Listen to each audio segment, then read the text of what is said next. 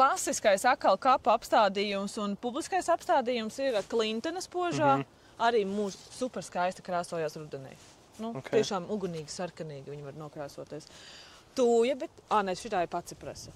Jā, pacipresa. Jā. Nu, ir kaut kas citādāks. Jā, nav kā tūja tāda mazliet krumveidīgāka. Jā, viņa tāda spalvaināka liekas tāda izpurze. Tur bija diškabards, te ir skābards, kas ir mūsu vietējā suga. Jā. Tas pats vien būs. Jāuzmanās tas, ka tagad pavasarī skābardas sulo, kad cērpj. Tā kā nevajag baidīties, ja tur sāk kaut kas pilēt un vispārējais. Bet šie te abi tie ir no ārzemēm vestie diškabārdas? Jā. Okay. Un šo audzē Latvijā? Tā ir mūsu vietējā suga. Vietējā suga, jā. Diškabardas ir ienācis no Eiropas pie mums un skābardas ir mūsu vietējais. Jā.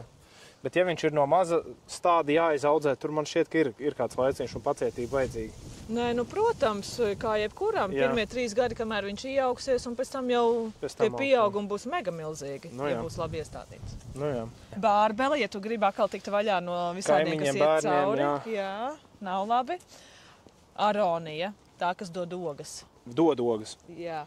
Baigi maz, bet jā, arī interesants. Lētāks materiāls. Lētāks materiāls.